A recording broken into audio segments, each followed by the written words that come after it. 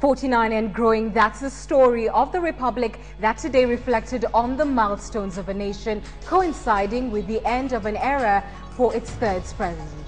Well, for President Kibaki, it is the final public function that he will attend as head of state. He used his speech to reflect on his 10 years in office, his achievements, top on his mention list. And in this newscast, we will be interrogating that legacy of Kenya's third president. This is the home of the most authoritative news, KTN. The other headlines. Quote, "My vote, it's the turn of Machakos." Standard Group journalists featured in annual football awards.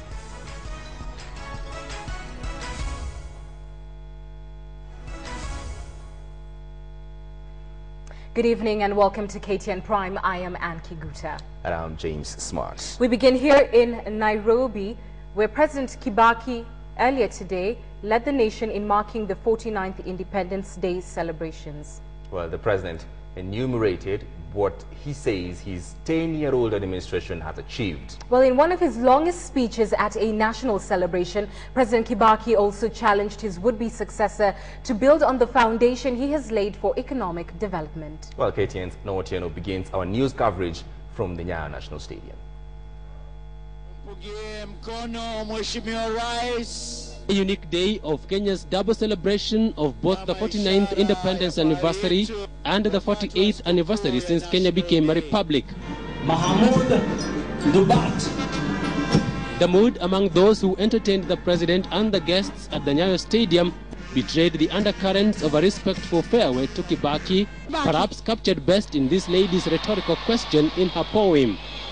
Kenyans, do I go and kiss Kibaki?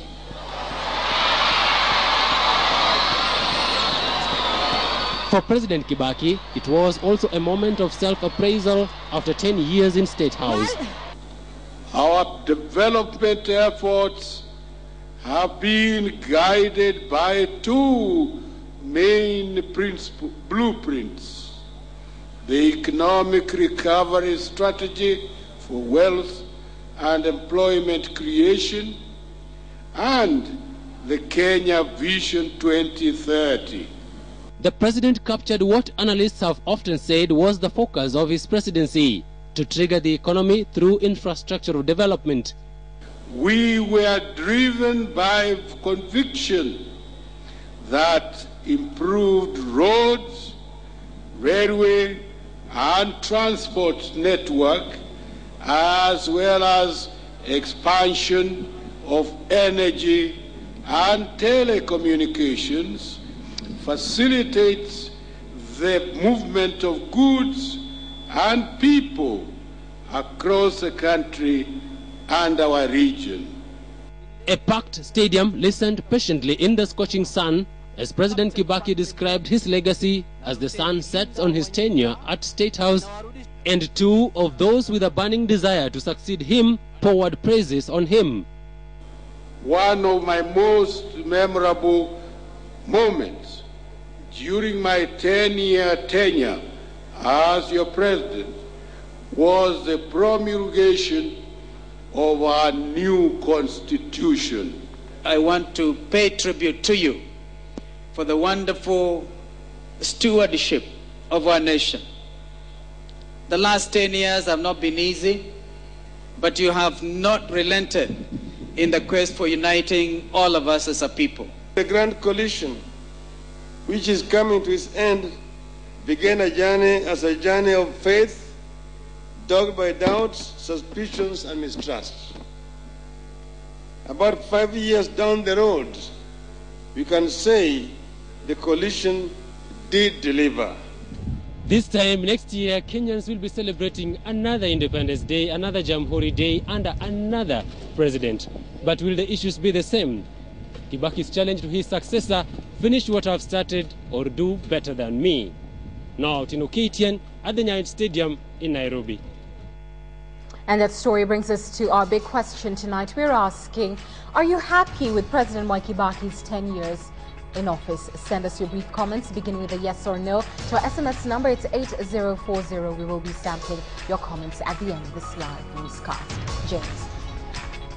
Thank you. And now, as you mentioned, the celebrations. While Kibaki's tenure has undergone various social, political, and economic developments, but what he will be remembered for most is infrastructure development, especially the 31 billion shilling Thika superhighway commissioned early this month. Now, and these other infrastructure projects undertaken during his tenure included the 280 megahertz all-carrier geothermal project and the Lamu port, whose implementation is expected to change the economic face of northern Kenya. The Kibaki presidency is also credited with introduction of free primary education. Well, we'll be able to get to that. But as you mentioned, the celebrations were last of their kind for President Mwai Kibaki as head of state. The president was honored in a colorful ceremony as inspected the guard of honor one last time. KTN's Rita Nina now reports on the send-off and what might be a mixed bag for the president's legacy. For the 12th day of the 12th month of the year 2012, it was not only the date that was unique. It was President Mwai Kibaki's last Jamhuri Day, a day he would give his last address to the nation on a national holiday as President of Kenya. Ningetaka Kibaki ubaki, lakini hata kama Kibaki hutabaki, wale watakaobaki baada ya Kibaki, ningetaka muwe kama Kibaki. Well, after 2 consecutive 5-year terms, Kibaki will be changing his famous address on the House on the Hill after the coming elections. And at the Nyayo National Stadium, it was as if the Kenya Defence Forces, which changed from the armed forces under Kibaki's tenure, were giving their commander-in-chief a befitting send-off.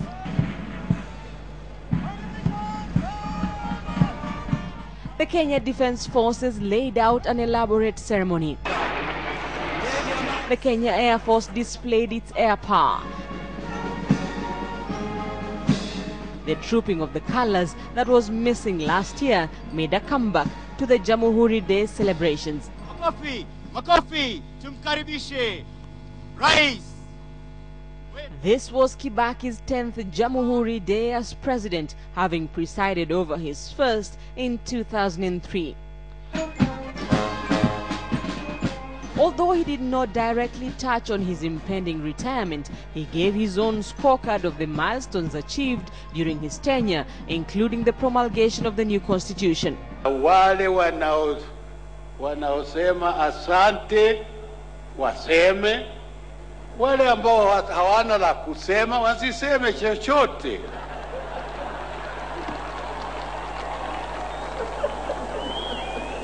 Kwa sababu hata kama husemi, yale tumefanya yanajulikana, na inajulikana na kila mtu, hata mtoto gani.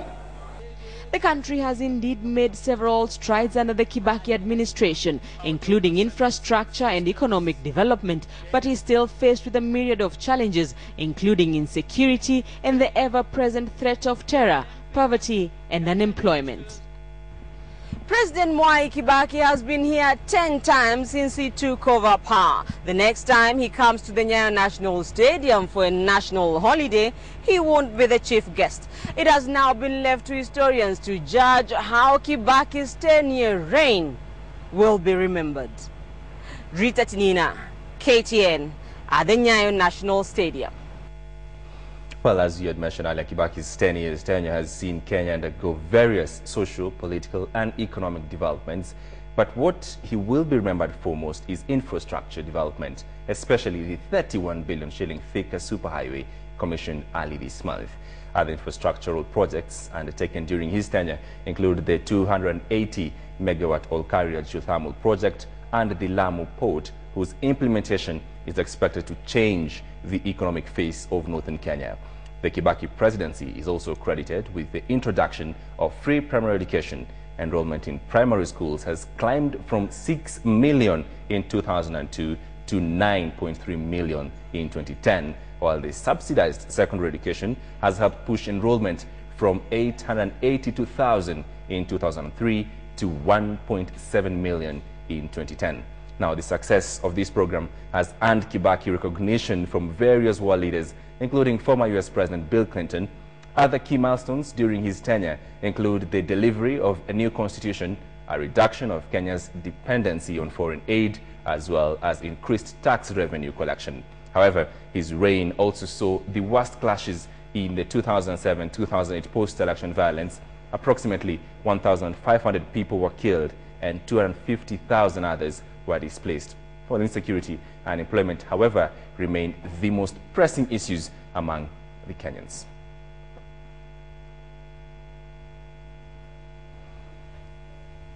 Thanks, Mart, for that. I want to speak to a man now who knows President Mwai Kibaki all too well. He's a former Makueni MP and a former advisor to the president, and now the Makueni County Governor seat hopeful, Professor Kivuda Kibwana. Thank you so much for coming to speak to us in studio. Let's start here. As I said, you've known the president for a long time. He came in at a time of great difficulty and challenges for the nation, economically, socially. But now, 10 years on, he exits leaving much the same climate. Is the Kenyan society any better 10 years on with Kibaki in power? I think for me, what is more critical than even the infrastructure is the sense of freedom that when Kibaki came in became apparent. Because previously, in our country, it was actually not easy for people to do their business without, fear. In 2002, we had a different situation of a lot of freedom. I think also in terms of beginning to plan things in the country, like the Vision 2030, so that you actually work from planning, beginning to delegate things that need to be done so that there isn't like one super leader explaining what must be done, and trusting people with the work that is to be done. And even if mistakes are done, the president saying that I'm responsible finally because I'm your leader. So I'd love to hear of an instance where he's actually said, you know what, the bottom line is with me. But speaking about delegating and working with people, it seems that one of the things that is seen to have gone wrong with his administration was that he kept with the so-called bad company, the people who were tarnished with scandals, be that as it may, maybe not convicted, but certainly serious allegations were brought against the likes of Amos Kimunya, Kiraitu, the late Mishuki, etc. I think at some points when there were those allegations, people would vacate offices until some processes were conducted. And as a result, when whoever was investigating said that there was no wrongdoing or whatever, then they were asked to come back to work. But it is when I think one is in the business of leadership, of course there will be many things said about almost everybody, and it is up to the courts, it's up to Kenya Anti-Corruption Authority, it's up to transparency institutions to sort us out. But would you agree that keeping that company tarnished his reputation? Because we're talking about his legacy now. Well, I think his style is that when he employs you, he doesn't sack you easily. So you have to really prove that you are not worth working with him, and there are instances when some people have lost their jobs. Do you think at all the president regrets his managing of the post-election violence, the political crisis that was there, and of course the security crisis? Because we did see him, of course, write this huge letter to the ICC that had not been requested, specifically on the issue of whether or not the Mungiki had a meeting in State House. Do you think he, one, regrets how he handled it, and two, do you think he believes that the ICC is after him? I think in terms of the 2007-8 post-election violence, that is probably, in my estimation, the thing that really, the one most difficult things that happened, and I think as a president he can say, I wish this didn't happen. Did he ever say it to you? You're his advisor. Did he say it to you? You were his advisor. Yes, I'm thinking. Not that he said it to me personally, but of course you watch people that you work close to. He didn't want, that kind of violence, to happen in his country during his watch. And when he had to take a hard decision, to share power, irrespective of whether, he had to do that, he decided that he had to share power within the grand national coalition so that the country could be repaired, because the country was bigger than himself, and I'm sure there were people who didn't want him to share power at all. And on the issue of the ICC, does he or does he not believe that the ICC is ultimately out to get him? I don't think he believes that the ICC is ultimately wants to get at him, because he doesn't believe that there was wrongdoing on his part. All right, I want to leave it there, and thank you for your time so much for coming in on KTN Prime. We certainly do appreciate it, Professor Kibuda Kibwana. Back to you, Smart. All right, indeed. Anne Kigute there talking to former Member of Parliament, former Cabinet Minister, and indeed former President Vice Kibuda Kibwana. Let's move on now. Another coast, hundreds of thousands of residents insist real freedom is yet to come their way as the country marks another Jamhuri Day. The separatist movement, the MRC, says it is eagerly awaiting the court ruling on their bid to have the region secede from Kenya. KTN senior coast reporter Ferdinand Omondi reports from Mombasa. The police band marches on, trumpeting tunes of freedom as the country marks 49 years of independence. But for many residents of this coastal region, it is not yet uhuru. Sioni faida ya kusherekea uhuru ule, kwa sababu matatizo hapa pwani yamekuwa mengi sana. Enyi vijana wetu wa pwani. Even the team leader of one of the entertainment groups invited for the ceremony harped on the same theme, marginalization. Nimeona marginalization, tukiongea masuala ya elimu, tukioangalia masuala ya afya, masuala ya ardhi. And here the coast, the biggest sticking point remains land, a key driver in the struggle for independence that remains unresolved here. The coast has the largest amount of squatters today. If you look at the population of the people who are in Coast Province, vis-a-vis what is the percentage of people who actually own land, who actually live in land that is, historical land.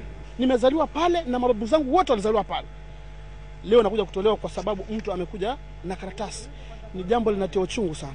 At the center of the struggle for what they call real freedom here is the Mombasa Republican Council, MRC, a separatist group blamed by the government for all manner of atrocities committed in this region. The group believes that only secession can solve the region's problems. MRC ikipata uhuru kwanza wa kazi utakuwa mwingi. Uhuru wa kutengeneza, yani hata mashamba yetu pia tutakuwa tunamiliki wenyewe, rasilimali zetu tutazimiliki wenyewe, na naamini kwamba hata mtoto mdogo pale atafurahia.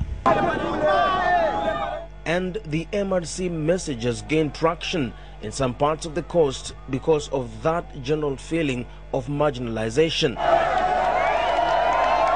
Tumeziona nafasi hapa zikichukuliwa za kazi, mpaka mimi naulizwa uko na 10,000 hapo ni kuandika kazi, na mimi sina pesa. Je, nitaipata hiyo kazi? Kwa hiyo inakuwa ni wao wapate hizo kazi, sisi tukae hivi. Wao wapate hizo nafasi za elimu, sisi tukae hivi. Pwani tunajiona bado tuko nyuma, na ndio sababu katika miaka hii yote kumekuja machimbuko ya kina MRC na nini, ni kwa sababu imefika mahali tukaona enough is enough. The government has responded to MRC's secessionist calls by clamping down on its leaders, brutalizing others, and holding them in court over incitement. It has also accused MRC of aiming to destabilize the region. Kuna MRC, kuna nyuki, kuna chungwaya. Hatuna uhusiano wowote na makundi yoyote yenye kupanga na kutekeleza uhalifu wa aina yoyote, kwani MRC inatetea haki za raia mwema kwa kutumia sheria pasipo kuangalia kabila, rangi wala dini. But leaders here at the coast believe there is still hope in a united Kenya, even for the coastal residents. I do not think that secession is a solution. Our reason to celebrate will be the day that the person who is going to implement that new constitution, that is the time when we shall have every reason to celebrate. Even the critics of the Mombasa Republican Council admit that the grievances of the movement are real and need to be addressed urgently. The paradox of a people seeking independence from an independent country 49 years after independence. Ferdinand Mondi, KTN, Mombasa. Elsewhere, Mau Mau veterans are renewing their quest for compensation by the colonialists as the country celebrates the fruits of their struggle. One of the key applicants in the case, Ndiko Mutua Mutua, died earlier this year before the conclusion of the landmark case. But as KTN's Catherine Mumanto reports, the nearly 2,000 veterans left behind are vowing to stay the course. On the 24th of June 2009, Ndiku Mtua and 3 other Mau Mau war veterans embarked on a mission of justice to London. First and foremost, the case is about recognition, due recognition being accorded to these people. Mtua gave accounts of his torment under the colonial rule. Though the memories of the colonial days haunted him to his grave in 2012, the evidence he gave in court still fuels the fight for compensation. The case that was filed by the Mau Mau War Veterans Association in 2009 has been allowed to go to full trial at Her Royal Majesty's Court of Justice in London. It is important for people to note that since this case was filed way back in 2009, Her Majesty's government has never filed a defense. Though the slow wheels of justice may have denied Mtua his justice, those left behind are still in it to win it. I urge the Kenyan people to pray a great deal for the people who liberated this country from colonial regime. The veterans and the entire country is now waiting for Her Majesty's Court of Justice to set a date for the trial in 2013, as the British government considers settling the matter out of court. If an idea is put forward, we are happy to listen. It's only that we do not agree to everything that we are told. Even as compensation remains a viable option for both parties, the British government is asking for more time to study and investigate the claims of 2,000 Mau Mau victims. This would determine if the British government will compensate the victims or not. After 4 long years, judges of Her Majesty's High Court in Britain will finally get to hear and see evidence of atrocities that took place in Kenya during the colonial period. Ironically, the reason why we celebrate Jamhuri Day is because of these heroes. But for the Mau Mau war veterans, it's not yet Uhuru. Catherine Omwando, KTN in Nairobi. Well, and as the veterans await the verdict in London, here in Kenya, the construction is underway of a national museum to honor the Mau Mau fighters. The first ever freedom fighters museum in the country will stand on a 2-acre piece of land in Nyeri, at the spot where the Mau Mau fighters first passed the resolution to resist colonial rule. KTN's Will Kistanyabwa has more. These contractors are working under a tight deadline. The National Museums of Kenya and the Mau Mau War Veterans Association are laying the foundation for the first Mau Mau Museum. Both parties hope to unveil the foundation block on the 18th of February 2013. Tunakumbuka ile anniversary ya kushikwa kwa mzee Field Marshal Dedan Kimathi on 18th February. The museum is to be constructed just meters away from the Ruringu Stadium in Nyeri. It is here that freedom fighters assembled in 1957 when they passed the decision to drive away the colonial government. Alikuwa akizungumza akisema nitachika funda mdomo na nyinyi mshike mateke kwa maana tutapigana na wazungu ndio tuondoe nchi hii. 6 years later, their mission fulfilled, they would assemble once more to surrender their arms. In fact, in the year 1963, this is where most of the people, the remaining freedom fighters in the forest, surrendered their guns and their weapons to the late President Jomo Kenyatta. For years, the relics of this period in the country's history have been stored in this old colonial building that housed the African native courts from the year 1924. The people of this region, the Kikuyus, used to punish their wrongdoers by either putting someone in a beehive and then setting him or her on fire. So the British government found this to be a very primitive way of dealing with crime. And that's why in 1924, they thought of establishing a court here in Nyeri. The court, situated just meters from Ruringu Stadium, was used to pass judgment on the outlawed Mau Mau rebels. Now it houses their memories. The National Museums of Kenya has gazetted over 50 historical sites in central Kenya, including the Mau Mau caves. However, there are concerns that private developers may encroach on the gazetted sites, yet this isn't enough to dampen the excitement of the Mau Mau veterans. With every block they lay for the foundation of the museum, they hope to store up the past for the coming generations. Siku hiyo ya mashujaa tunakuja tunapandisha pale. Wakati huo mtu anakuja nasimama na heshimu ile bendera kulingana na akapiga saluti mzuri, ndio ukaonekana kweli akaenda kuweka maua anashikiliwa, na itakuwa sherehe mzuri sana na itakuwa na history mzuri sana. Wilkisanyabwa, KTN. During the public holiday, KTN's Jamhuri spoke to voters in Machakos County where misconceptions on the electronic registration kits may be taking a toll on the numbers.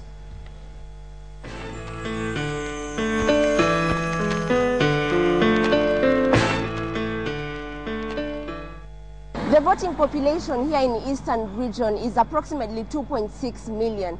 And up until the 9th of December, the IEBC was able to register 50% of this voting population.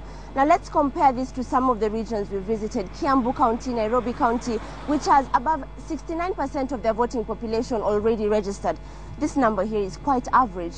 So today we're in Machakos County and we want to find out from the voters their take on the ongoing registration process and their expectation in the next general election. The open-air markets have been one of IEBC's main registration points for the past 3 weeks in Machakos. Each day, IEBC clerks would be able to register hundreds of eligible voters in such markets. Luckily for us, this market remained open during Jamhuri Day, and we were able to meet some of the registered voters who are already enthusiastic about the upcoming general election. Bila kujiandikisha wazi jichagulia kiongozi. Kujiandikisha kura kwa wakati huu iko chini. Manake hata mimi nilipoenda kujiandikisha nienda nikapata hakuna watu. Yule mwenye nitachagua, mimi yule mwenye hiyo kura yangu ndo kupatia. Kwanza awe mwenye anaona mbele. Maana mimi nina watoto. Tangu nizaliwe sijaona nikisonga. Vituo ni nyingi lakini mashini ndogo. Kula tayari nimechukua na tunafurahi vile imeletwa ya mashini kwa sababu sasa tunaamini hakuna kuiba kula. However, the further our conversation went with some of the businessmen and women at the market, the clearer it became that masked behind these prospective voters' interest in the electoral process were great misconception about the new biometric registration process. Unajua hiyo mashini sasa, hizo mashini, mimi nikiona naonekana pale kwa hiyo mashini, naweza kuwa nilikuwa mwizi. Nilikuwa mwizi, hiyo mashini naweza kunishika haraka sana nichukuliwe. Tisho lilikuwa pale kwanza waliposema zile sijui za Ghana, kule kulikuwa na joto zaidi, hazikuonekana. Hata mimi nilikuwa na hofu iko wale wa Northeastern nini Mombasa huko kuna joto itafanya kazi. Sijui serikali nafikiri tatazama zaidi tusiwe katika hiyo mikasa. Only half of the voting population in Machakos County has been registered for the next election. The registration process has now hit the home stretch with only 5 days to go. By the 18th of December, the IEBC hopes to register at least 12 million voters countrywide. Jamhuri, KTN, Machakos County. To some party politics now, and NARC presidential hopeful Charity Ngilu is walking a tightrope as her presidential quest under the Jubilee coalition appears dimmed. A technical team working on the Jubilee presidential nomination process has finalized a working document that lays out tough choices for Ngilu. The team says Ngilu will have to join one of the other coalition parties for her to be eligible to take part in the nomination. And as KTN's Samogina now reports, it is now emerging that URP's William Ruto may after all take part in the presidential nomination.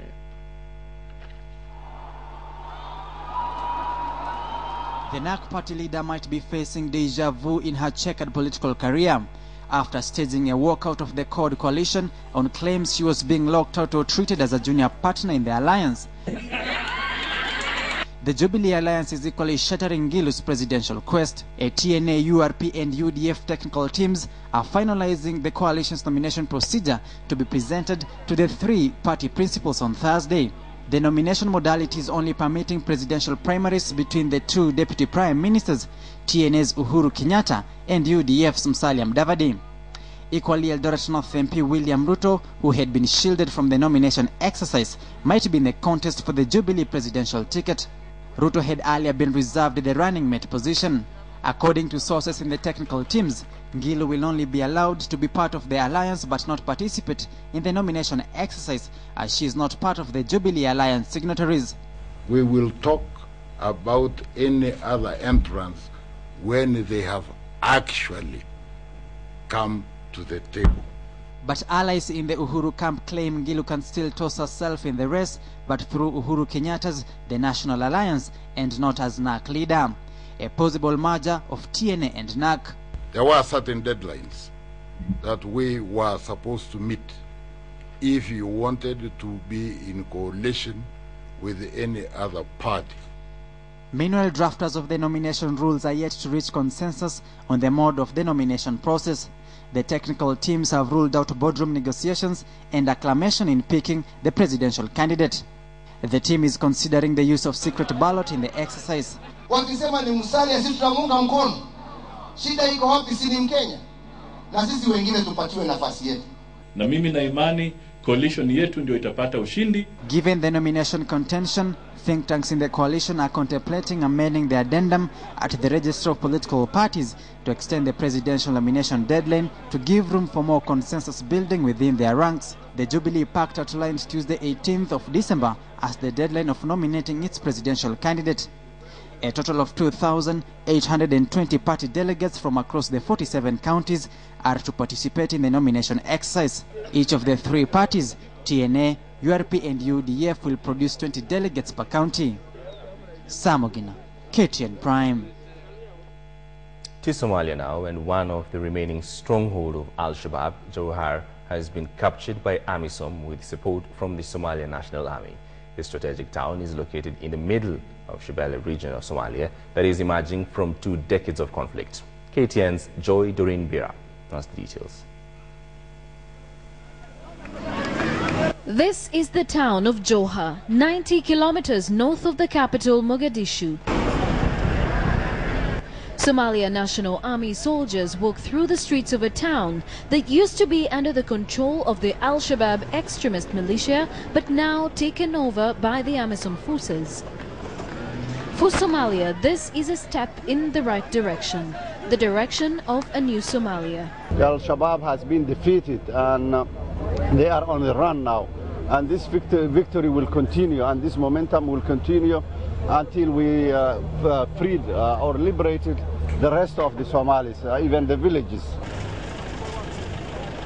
The radical group linked to Al-Qaeda has been losing ground to the Somalia National Army with support from the African Union troops, whose mandate is to bring security to regions of Somalia after over 20 years of civil war. While the AMISOM troops claim the capture was easy, for the thousands of people living in Johar town, dominated by farmers, the capture of the town marks a new beginning. Capturing a town like this is just winning a battle. But the bigger war is the war of the minds and hearts of the people, because once you have the people with you, then the war is over.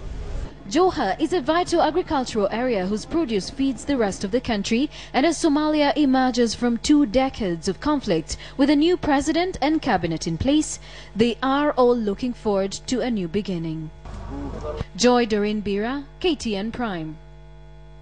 And here at home, the Kenya Defense Forces, who are also involved in that war in Somalia, are on the spot over their activities inside Kenya. Human rights activists are raising the alarm over recent claims that the military had been involved in the torture of residents in Garissa. The accusation comes just 5 years after similar allegations were leveled against the military during the controversial Operation Okoa Maisha in Mount Elgon. KTN's Eric Njoka with a closer look. Poteza ng'ombe hapa, sasa nilikuwa nazo kila kitu. Sasa niko bure hivi sasa. Na nirepiwa na basi sijafanya usharati tangu nisaliwa na mama yangu na nikapata mateso kama hii. These were the harrowing tales narrated by men and women from Mount Elgon after the Kenyan army deployed to quell the insurgency of the Sabaot Land Defense Force turned ugly. Many residents claim to have been tortured and raped by the security officers. In 2008, the claims grew more worrying, with residents complaining of endless hideous abuses by the army, until the matter caught the attention of human rights organizations, both local and international. Then came the terrorism threats in Garissa town. In recent times, the town has been immersed in a series of attacks by suspected Al-Shabaab sympathizers who in a span of 3 months have killed 4 military officers. The first attack of 3 KDF soldiers sent the town gushing down in violent protests between the civilians and KDF soldiers, both who traded blame of the cause of the attack.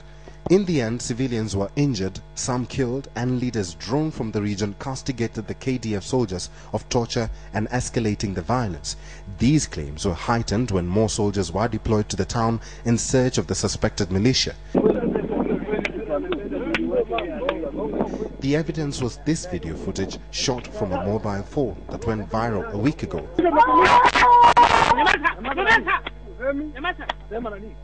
The seemingly agitated officers continuously beat up the 3 men in turns as they forced them to reveal the suspects.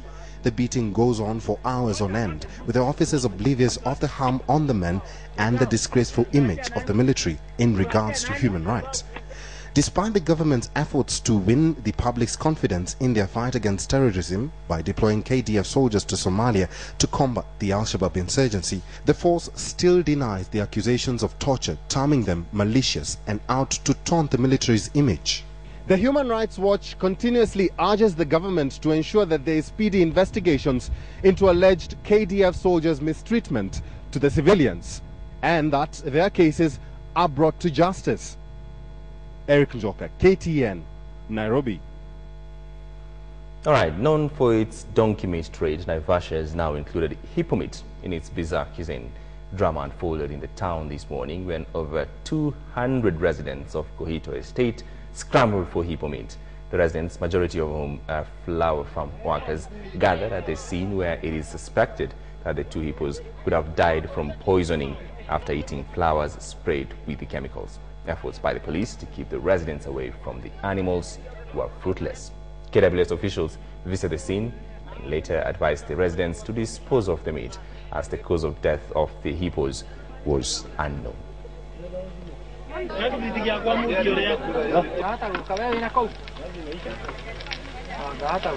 Good evening and welcome to KTN Sports Day on this Jamhuri Day, and we'll start off with something that has just refused to go away in the last 48 hours. And the whereabouts of Kenya's soccer head coach, Henry Michel, continues to be a mystery, with Football Kenya Federation remaining tight-lipped over his future in the team. The coach has been removed from this weekend's match against Burundi, and has not even the caretaker coach, James Nandwa, knows where the Frenchman is.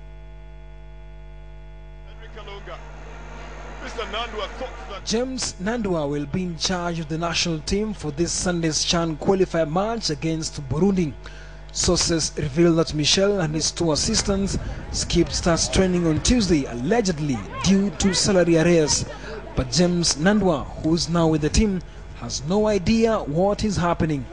To me, I'm an employee of the FKF. There's nothing I can say more than that, because I know I'm here as an assistant coach.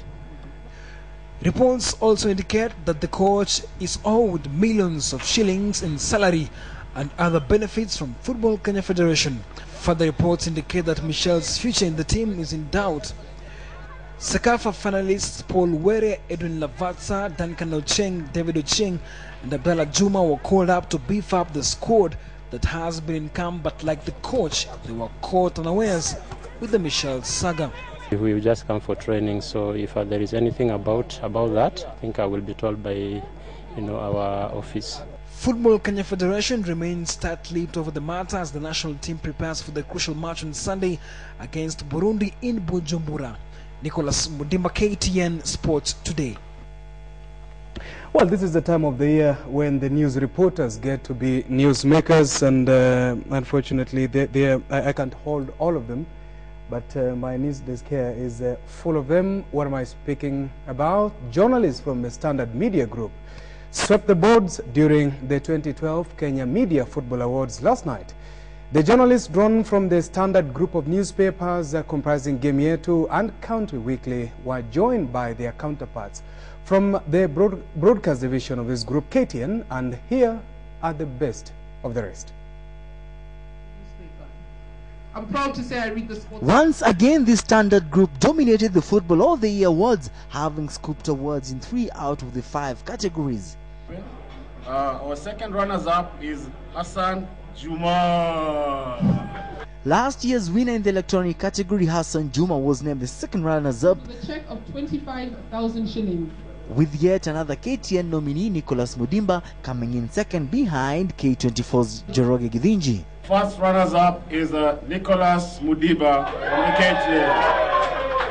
We've done our best, and of course, as KTN, I must say, congratulations to all of us, and of course, our desk, Joshua Kimboy, Sadiq Shaban, Hassan Juma, Victor Ogala. It's a team, and of course, the whole editorial team. We've done it 5-6 years in a row.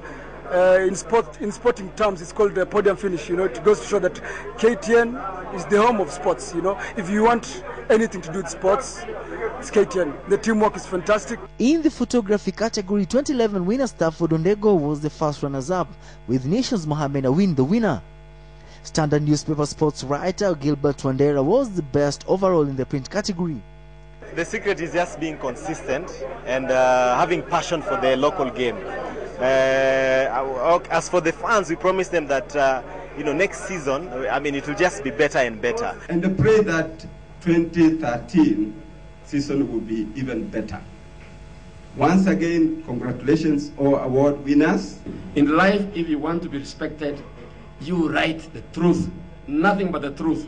But if you write lies, and in your heart you know you are writing lies, you ruin your credibility. Ghetto Radio won the overall radio station of the year, with Michezo Africa winning the online category. Victor Ogale, KTN Sports. Well, like I said, there are 3 awards here. This one belongs to Gilbert Wandera, the print journalist of the year for 2012. This one here belongs to Hassan Juma, the TV journalist of the year, runners-up, and Nicholas Mudimba, also from KTN, runners-up. Well, I think these 3 gentlemen would be very happy with themselves that at least, unlike Arsenal, they have something to show in their trophy cabinets. Well, moving on.